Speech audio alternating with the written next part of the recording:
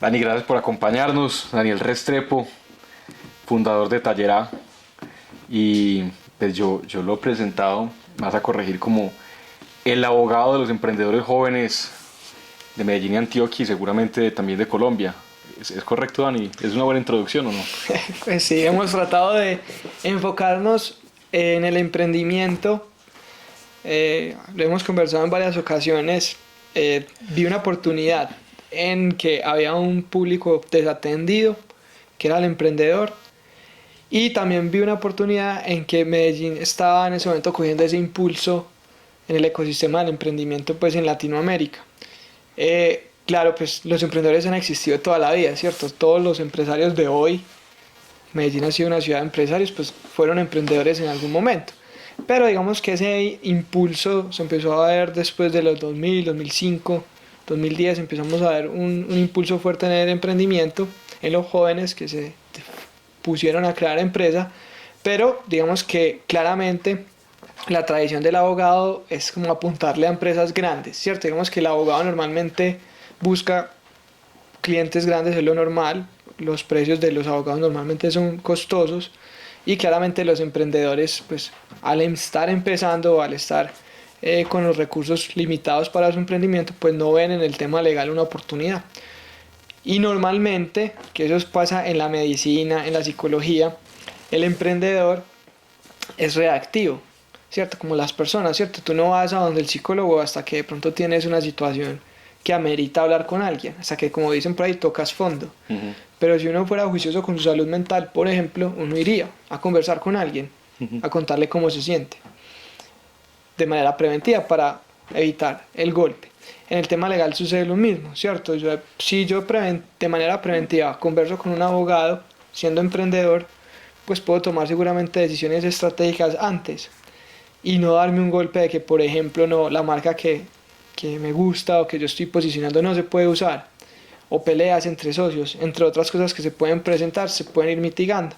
Entonces, digamos que queríamos desde Taller acercarle a los emprendedores el derecho, mostrarlo como algo más preventivo y también, pues, siendo muy honesto, bajarlo, que no necesariamente el tema legal era tan aburrido, aunque es complejo algunas cosas, puede ser como cool.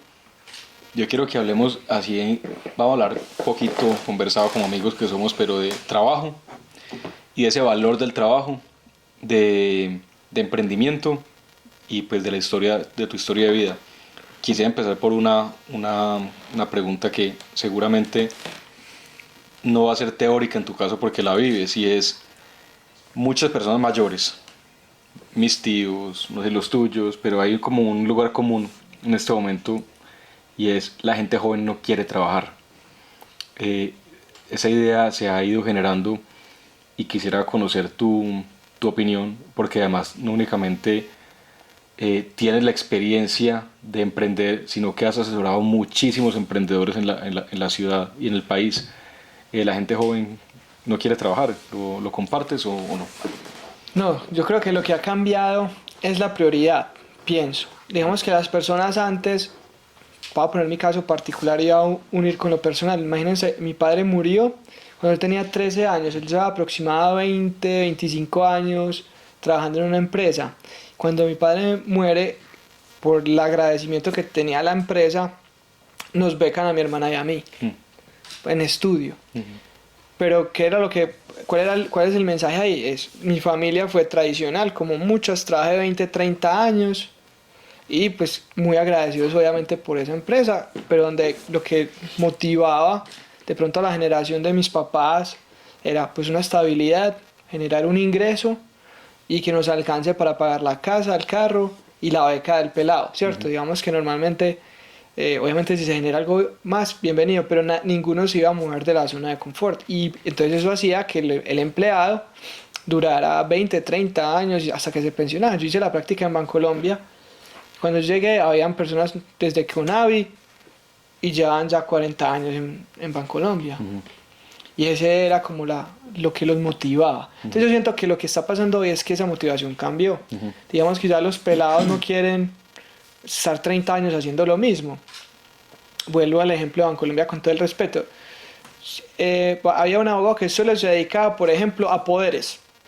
Pero si yo a ese abogado le preguntaba, mira, este contrato, yo le cambiaba la palabra poder por contrato, es como, no, yo no sé eso, pregúntele a él. O sea, eran como caballitos cocheros. Y 30 años haciendo exactamente lo mismo y no importaba.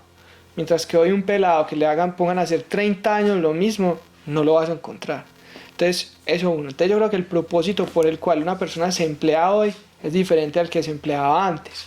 Entonces, ¿qué es lo que buscan los pelados en los emprendedores? Que también, eso también se ha vuelto como una burbuja que han llamado en el emprendimiento, es porque, claro, un emprendedor levanta una plata, con esa plata pues puede vivir 2 años, 3 años, si el emprendimiento le va bien, contrata a personas, la gente se mete en la startup pensando como en esa libertad, ¿cierto? Entonces, pero obviamente el nivel de estrés y el nivel de ansiedad va a aumentar porque hay que rendirle cuentas a las personas que invirtieron ese dinero.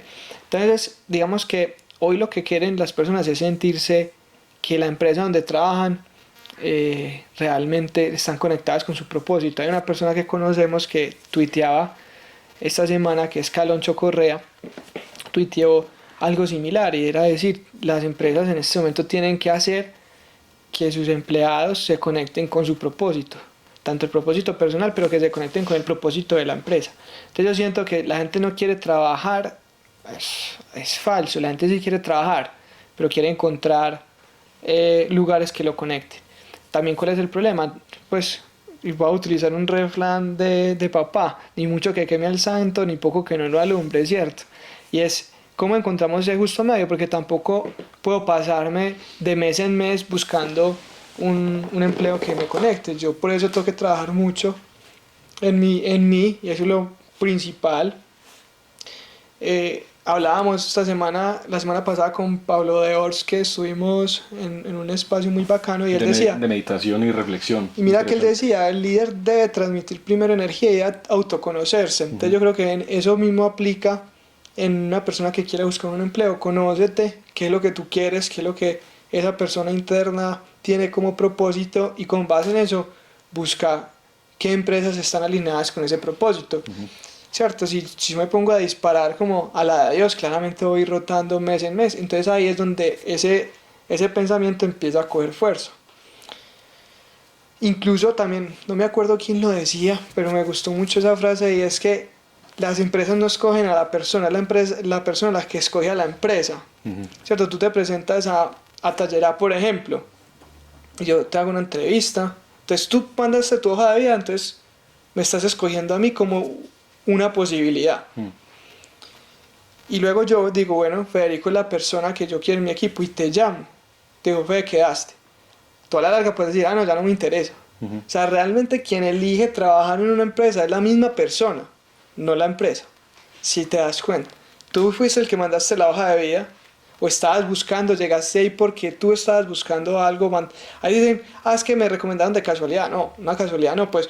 O le dijiste a un amigo, yo estoy aburrido en el trabajo, y esa persona te llevó, te recomendó, ¿cierto? Por alguna razón mencionaste y abriste esa puerta. Pero luego esa puerta la terminas de abrir cuando aceptas ese trabajo. Entonces, si yo voy a aceptar un trabajo, debo estar muy alineado con lo que yo quiero. Y otra cosa, ya como para cerrar, entonces una cosa es el propósito, y lo otro es buscar elementos de motivación. Digamos que las generaciones de hoy, y me incluyo, somos, por ejemplo, pet friendly. Eso no quiere decir que no sea válido que a una persona le gusten los perros, pero es empezar a pensar que en la generación, para uno el perro es parte. Entonces mira que muchas empresas ya traigan el perro. Entonces yo creo que las empresas también deben irse adaptando a las nuevas personas que están entrando a sus empresas, de cómo piensan. Digamos que cada vez más el tema de los horarios, por ejemplo, no, es que aquí se trabaja de 8 a 1 y de 2 a 6. Es válido tener un horario porque hay que atender a gente, pero esa rigurosidad muchas veces riñe con la libertad de las personas. Entonces, y eso también nos lo enseñó la pandemia. La pandemia nos mostró un camino de que era posible trabajar desde cualquier parte. Eso ha sido de las cosas que nos dejó positivas, considero yo.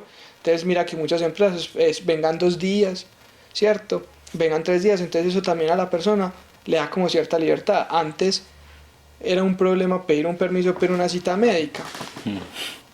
No, es que, no, ¿cómo le digo a mi jefe que se me estaba, tengo tal cosa? Y nadie y todo el mundo pedían pedan días de vacaciones para ir a una cita médica. Eso para mí es absurdo, no Sí. tiene ningún sentido para poder ir a una cita médica con el hijo. O peor aún, se mentía también. Se mentía, peor aún, se hacían los enfermos. Sí. Entonces, y yo creo que hoy, entonces, pues me emocioné con el tema, pero la verdad yo siento que realmente la gente sí quiere trabajar, pero hay que cambiar de mentalidad. Pero repito lo que te decía, no es culpa del empresario solamente, también es culpa del empleado que no se ha trabajado a sí mismo y no sabe realmente qué es lo que lo motiva, o que apenas está en esa exploración. Y está bien estar en esa exploración, pero hay que tener una exploración responsable, ¿cierto? Porque es que para una empresa contratar a una persona, y ya te hablo del emprendedor, contratar a una persona para un emprendedor es muy duro. Y después la persona renuncia, entonces hay que pagarle porque se fue y hay que buscar a otra. Entonces es muy costoso, entonces también por eso las empresas se aguantan tanto para contratar. Entonces digamos que las dos caras de la moneda tienen que ceder, tienen que poner de su parte, pero todo va a estar alineado con ese propósito superior de la empresa. Empezamos un poquito rápido esta conversación porque evidentemente el tema del trabajo nos interesa a los dos, nos gusta hablar sobre trabajo. Yo creo que también pues de ahí pues somos amigos desde hace un tiempo, Sí. eso nos ha conectado y es la conversación sobre el trabajo, las tendencias del trabajo. Pero bueno, hay gente que no te conoce y hablemos un poco de cómo nace Tallerá, esa historia de vida que te llevó a Tallerá y ahora en lo que estás emprendiendo también. Bueno, sí, es que nos emocionamos con el otro tema. Es normal, Es normal. es normal, pero hay algunas conversaciones y esta es una conversación, no es una entrevista, entonces es normal miren, que hayamos empezado así. Les cuento la historia rápidamente como de mi vida, porque la vida te va mandando mensajes. Entonces, todos los mensajes llevaron a Tallerá. Por eso cuando me preguntan la historia de Tallerá, me toca contar mi historia personal, porque de ahí indirectamente saqué los valores de Tallerá. Miren, yo soy de los que, como todo, yo creo que hay un gran porcentaje de personas que dicen exactamente lo mismo. Yo iba a ser futbolista, pero no lo logré, me lesioné, ¿cierto? Muchas veces decimos, ¿cierto? Uno siempre conoce apuros. Yo tengo muchos amigos que lo intentaron, pero no lo lograron. Yo soy de esa ola. Traté de ser futbolista. Bueno, me dicen súper, les cuento ahí también esa infidencia, pero no porque jugara muy bien, sino porque me gustaba mucho Superman. Entonces yo no, me voy a enfocar, entonces aproveché porque la gente no sabía por qué me decían así, pero decía porque juega mucho, y yo decía que sí, pues para que me metieran en el equipo e ir jugando, ¿cierto? Y así fui escalando como en liga y bueno, en competiciones. Hasta más o menos los 14, 15 años. Ahí fue que les conté ahorita pues que había fallecido mi padre me apoyaba más en el tema deportivo, mi madre era más escéptica o es más escéptica. Pues que ella no, pero ella era enfermera, ya se jubiló, pero era como no, y donde se lesione, y donde no le den, entonces siempre me metía como ese temor. Cuando mi padre fallece, ella le da como pesar, entonces dice, bueno, trate, porque yo entrenaba todos los días, y mi papá era como, pero pongámoslo en un colegio más liviano de carga, ¿cierto? Para no decir vago, más liviano de carga. Entonces, mi mamá decía, no, si él quiere ser futbolista, tienen que ser capaz de graduarse. Esa era como la única condición y era muy difícil, más uno en esa edad. El caso fue que no me dio y mi mamá me dijo, bueno, siga entrenando, pero yo no lo voy a sacar del colegio. No me dio, duré pues como 6 meses más jugando después de eso, porque claramente ya estaba entrando a noveno, décimo, que son años ya el nivel pues es muy duro y ya si uno pierde ya pues se quedó. Entonces dejé de jugar, entonces dijo, pucha, ya va, me faltan 2 años para graduarme, ¿qué hago? Entonces ahí es parte de la historia, digamos que el hermano de mi mamá, un tío, era abogado y él era mi padrino, me acompañaba a todos los partidos con mi papá, era muy cercano a mí. Entonces yo como que, bueno, ¿qué me pongo a hacer? Y yo lo veía que lo que hacía y pues por ahí puede ser, ¿cierto? Pues no conozco nada más. Y empecé a preguntarle, a hablar con él y me mostró pues como un camino por ahí. Y dije, bueno, pues voy a estudiar Derecho. Ahí pasó otro problema. Es que cuando yo dije en la universidad, en el colegio, no sé, a mis amigos y a los profes que me iba a meter a estudiar Derecho, todos decían, pues este man, ¿por qué va a estudiar Derecho? Porque no, pues no me conocen, sí, soy una persona muy tranquila y muy relajada.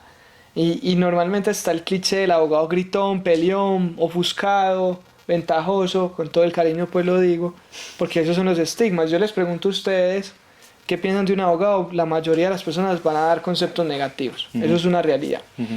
Entonces me dijo, ¿por qué vas a estudiar eso? Yo, pues yo no sé. Pues, como que tu personalidad no hiciera match con el del abogado, es correcto. Con la profesión. Exacto. No Entonces, tenías como la forma de ser de un abogado. Exacto. Y yo, bueno, pues a la de Dios, ya me metí, no hay nada que hacer y empecé. Entonces ahí, ese insight es muy importante. Ese insight que les acaba de dar es muy importante. Después empecé y empecé a estudiar Derecho y yo veía pues a los... A mí nunca me ha gustado el traje. Y yo veía a todos los profes también llegar de traje. Y yo, no, qué calor al mediodía. Yo no soy capaz de... No me gusta, es un tema de gusto. Segundo indicador. Y tercero, cuando ellos hablaban, yo al principio no entendía nada. Entonces ahí yo decía, ¿será que estoy en el lugar que no es correcto? Y yo empecé a... No sé si les ha pasado... Bueno, ya no porque ya lo hacen con computador, pero cuando uno va donde un médico que le escribe... La fórmula médica. Absolutamente nadie lee eso. Sí. Solamente la persona de la farmacia es Sí. capaz de entender qué dice ahí. Pero una persona de a pie, uno no sabe si eso es bueno, si cuánto se lo tiene que tomar. Uno es como, ¿qué es eso? Pero es unos jeroglíficos. Tradúzcame lo que dice ahí Sí, y dígame qué tengo que hacer. No, tengo que hacer. Dígame si estoy bien. Cada cuántas horas. Exacto. Yo soy así por lo menos. Cierto, entonces lo mismo sentía yo. O sea, ¿por qué no? Yo iba a clase, recibía la información y me tocaba ir a donde mi tía y decirle, ven, y no entendí nada, ¿qué es esto? Y me explicaba. Entonces yo ahí hay otro indicador muy bacán. Después empecé como mi carrera por varias partes, entré a Bancolombia como les contaba ahorita y fue muy particular. Te graduaste de Derecho, terminaste Sí, la pero carrera. Incluso en la práctica de NEAFIT es un año antes de graduarte. Entonces hice la práctica en NEAFIT. Entonces claro, las generaciones como los papás nuestros, vamos a entrar en Bancolombia y eso pues vamos a comprar el traje y yo hasta aquí con el traje. Pues hay una persona que yo admiro, que le reconozco toda la vida porque fue como una persona muy inspiradora para mí y que ustedes conocen, que es Carlos Raúl Yepes. Claro, Carlos Raúl, expresidente de Bancolombia. Expresidente de Bancolombia. La banca con alma. La banca con alma. Entonces imagínate lo que me pasó. Yo ya lo conozco a él personalmente, tenemos una bonita relación y yo le dije, usted me dé plata. Porque miren lo que pasó. Mi mamá me fue a comprar todos los trajes para empezar la práctica, tal. Y yo llegué como un 7 de enero, me acuerdo, un 7 después de Puente de Reyes, a la práctica. Y esa semana lo eligieron a él, de presidente. Y él llegó y en el discurso dijo, 0 cachacos. Nadie cachaco. Y yo, madre, hay que ponerse cachacos. Todo comprado. Todo comprado. De Arturo Calle ahí en la... Bueno, para los cachacos, pues por si hay una persona por fuera, es el traje pues de corbatica, sino que le decimos cachaco. Entonces yo siempre le iba a Carlos Raúl, usted me quedó viendo plata porque me hizo comprar un montón de cachacos que nunca me puse. Pero lo que sí fue inspirado, eso es más jocoso, pero lo que sí tú acabas de decir, el trato, seguramente con cosas por mejorar, pero el trato de humanizar.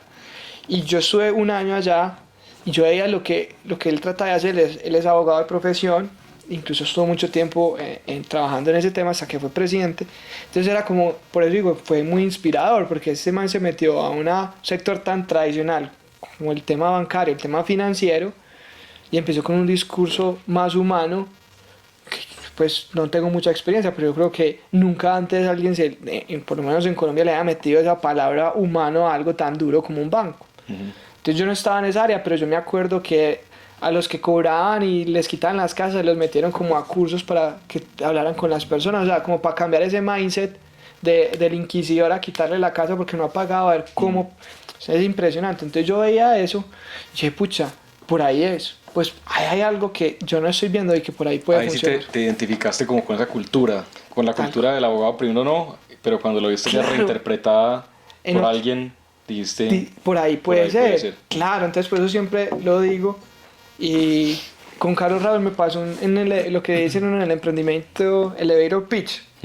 Lo encontré un microsegundo en un baño. Me tocó decirle, no se acuerda de mí, pero yo sí fui practicante, y él pues me dio como, listo, llámame.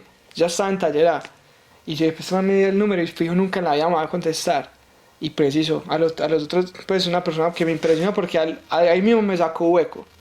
Y ya le conté pues todo eso que estamos hablando y era fascinado y muy agradecido. Y yo le dije, te lo tenía que decir porque fuiste muy inspirador para mí. Entonces, ese fue el otro. Ya terminé la carrera y empecé a trabajar en el área legal de AFIT, de la universidad. Y pues ahí empecé también a tener relación con el que era el rector, Juan Luis Mejía, humanista. Sí, totalmente. Duro. Entonces empecé a sumar todo lo que aprendí de Carlos Raúl. No, pues digamos que yo era solamente la parte legal de la universidad, pero lo veía, los mensajes, como hablaba, también abogado. Sí. Y empecé a juntar puntas. De ahí me fui por una firma de abogados que tercerizaba con la universidad y me contrataron. Yo, bueno, muy bacana la experiencia en firma también. Ya estaba en corporativo, pues, aunque fue la práctica un año, pues, pero es corporativo. Y ya lleva como un añito y pico en EAFIT. Y en esa oficina me dicen, bueno, Dani, este es su salario y aquí se paga a ver si trae clientes también. Tiene un variable. Y yo, uy, buenísimo, porque a mí me encantan las relaciones. Maletear. Entonces, maletear. Entonces dije, pucha, ¿a quién me llevo para allá? Entonces empecé a abrir el Excel, ¿a quién me va a traer? Y empecé a ver, y a todos los que me llevan eran emprendedores, porque todos mis amigos estaban montándose en esa ola. Claramente yo, no, vas a crear empresa, no, venite, le sacaba reunión con mi jefe, listo, mándame la propuesta, y hasta ahí eran mis amigos, porque les cobraban un montón. Y yo, pucha, hay algo que no estoy bien. Ah, bueno, y lo otro que pasaba era que cuando los llevaba, no entendían, o qué pereza los abogados, empecé a encontrar como comentarios de mis amigos, rayaban mucho con el tema de Pero les abogados. parecía complejo, enredado, complicado. Hasta que yo una vez, yo me demoré como un montón, como 20 años, yo creo que cuántos años tenía, como 18, 20 años para montar en avión y como 20 y pico para ir a Estados Unidos. Y cuando fui a Estados Unidos sentí lo que todos sentimos con migración. ¿Cierto? Cuando uno entra ahí, usted puede que usted no tenga nada, pero esos microsegundos es como que soy el peor criminal de la historia de Colombia. Sí. Entonces dije, pucha, ¿será que así la gente se siente con el abogado? Relacionaste la migración, el sentimiento cuando uno se enfrenta a migración con... lo que la persona puede sentir con el abogado. Ajá. Y sí, entonces yo me ponía a pensar, claro, cuando yo llamaba a la gente, hola, te habla Daniel de tal abogado, la gente entraba en pánico. Ay, pero yo qué, la gente es súper a la defensiva. Sí, de acuerdo. Literal. De acuerdo. Entonces yo dije, entonces la historia, que yo sé que llevamos mucho tiempo a hablar. No, está bien.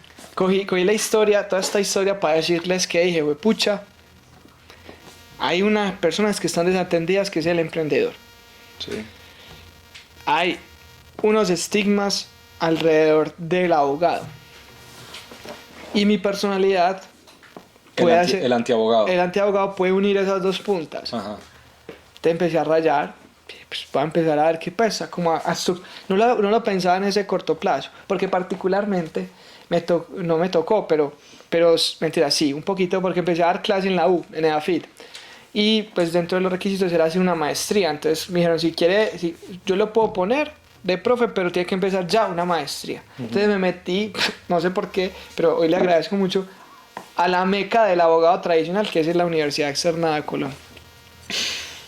Particularmente, pero cuando vi y viví esa universidad era súper liberal. O sea, digamos que me pareció a mí, por lo menos en lo que pude vivir, por el tipo de personas que había, cómo se veía, por la filosofía de quien en ese momento era como el rector, el doctor Inestrosa. Y empecé a permearme de libertad, de otras formas de generar el derecho. Y ahí conocí a una de mis socias, que es Vivi, en la maestría. Y en esas conversaditas de almuerzo, yo dije, me empecé a desahogar de esta manera, como me estoy desahogando hoy.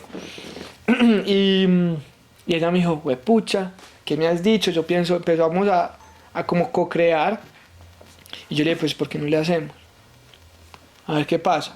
Y empezamos a unir puntas y creamos Talera con base en esas ideas. Una oficina como de antiabogados para los que sienten que la asesoría legal es intimidante y es lejana. Y pues yo te confieso, intenté ser abogado y no lo logré. Estuve algunos semestres y me pareció tan enredado,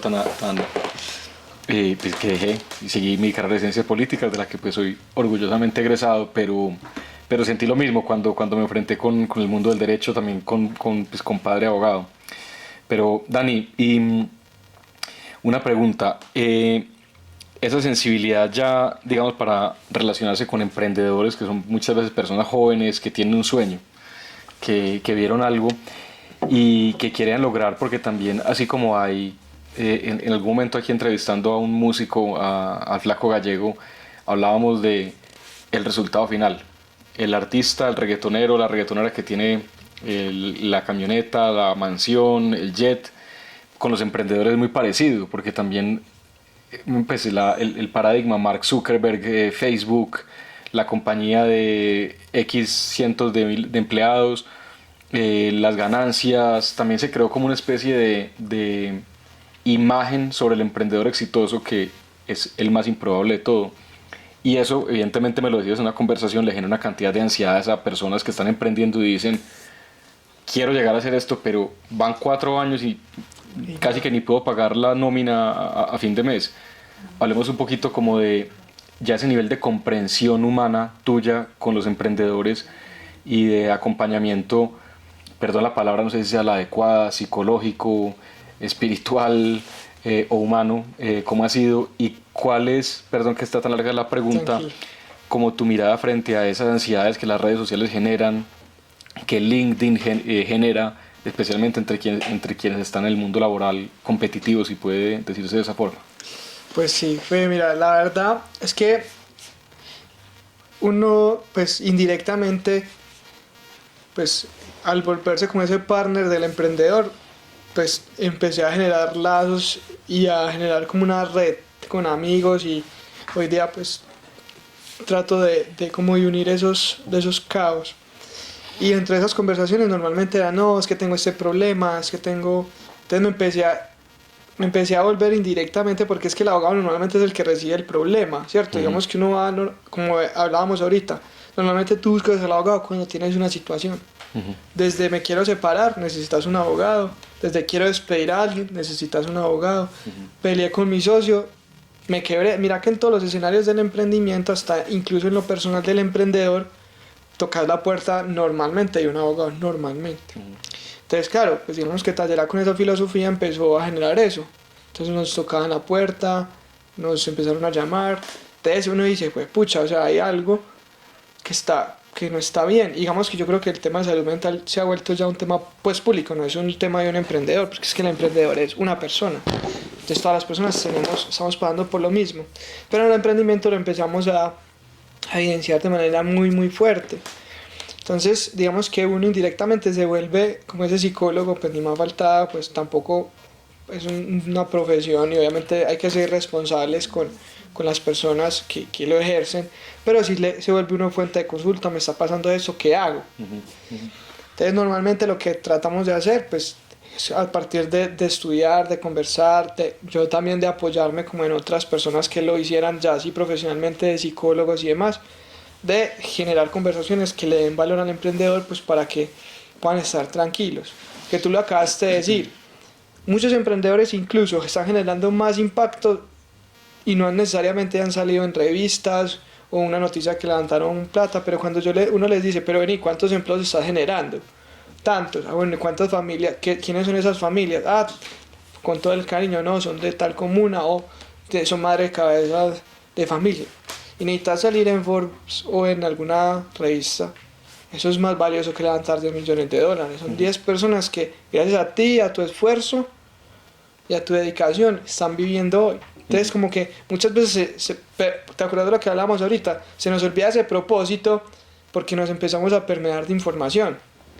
Las redes sociales, que pues, me gustan mucho, pero generan ese síndrome. Y pucha, es que yo veo a Fede con su familia, con sus hijos, y yo no lo tengo, yo lo quisiera tener. Y eso hace que yo me prive de lo que realmente tengo. Primero, puede que Fede no esté tan contento. Claro, claro.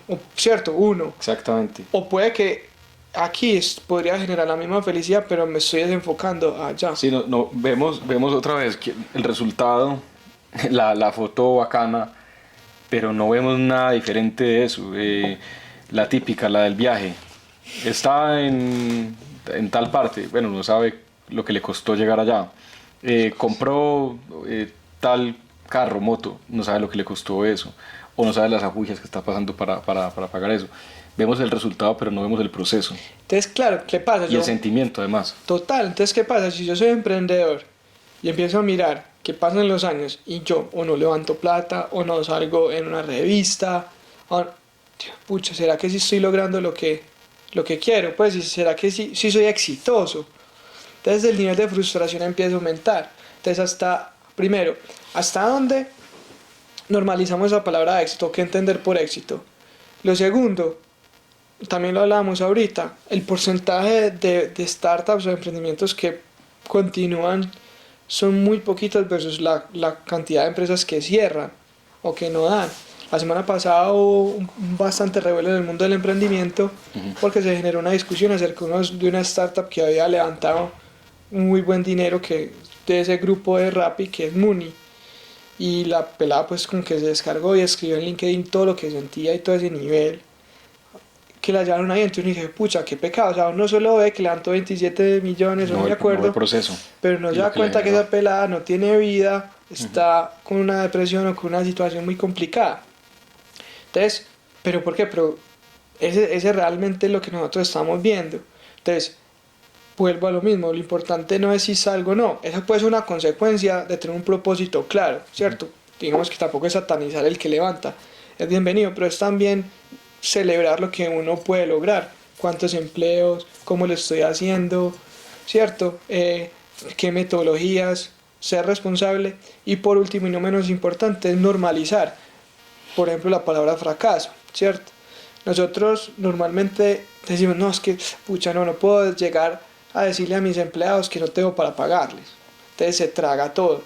O no puedo llegar a mi casa a decir que no tengo cómo pagar la nómina de mi empresa, entonces estoy súper estresado, pero no quiero preocupar a mi esposa. Entonces me empiezo a absorber todas esas emociones, me enfermo, claro está, y la consecuencia va a ser peor. Entonces cuando salen noticias como esta de las chicas, yo inclusive ahorita publiqué en Medium que normalicemos el fracaso, y es, pucha, está bien levantarme a decir, pucha, no me dio, es que pues no necesariamente por eso fracasaste, antes creo que es responsable, ¿cierto? Mientras uno sea diligente, responsable, honesto, pues hay otros factores que pueden incidir en que tu negocio dé o no dé.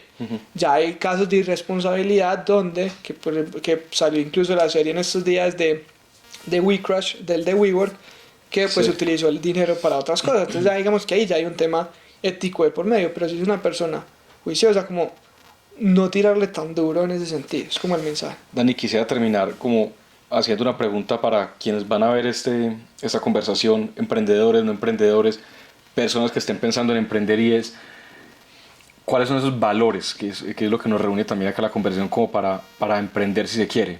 No estoy hablando para el éxito, sino para emprender. Uno creo que tiene que tener cierta personalidad o ciertos rasgos de personalidad.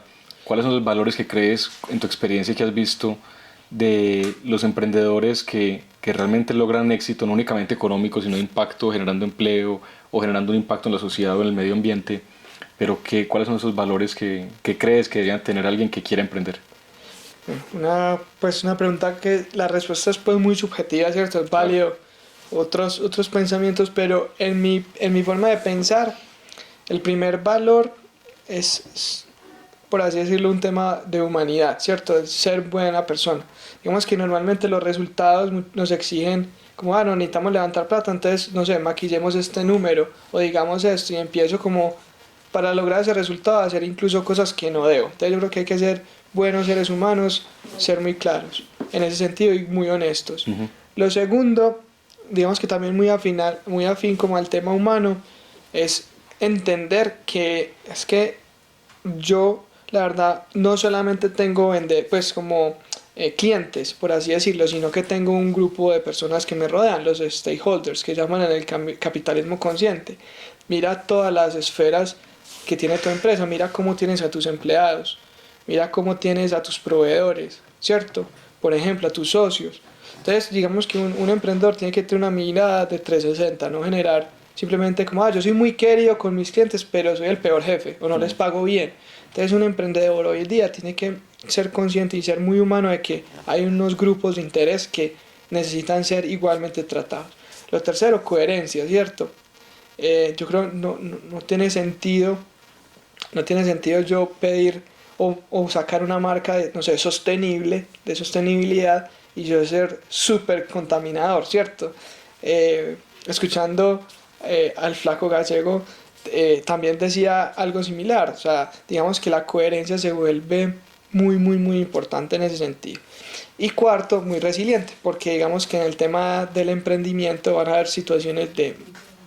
Es una montaña rusa, o sea, hay momentos donde quieres tirar todo al carajo, mandar todo cerrar, al otro día hay ánimo, al otro día vuelve y baja, entonces uno tiene que generar pues esa resiliencia, entonces yo me quedaría como con esos valores, el tema de la humanidad, el tema pues de la ética, el tema que es ser coherente y básicamente muy enfocadito en lo que quieres hacer con tu propósito y que ese propósito no sea económico.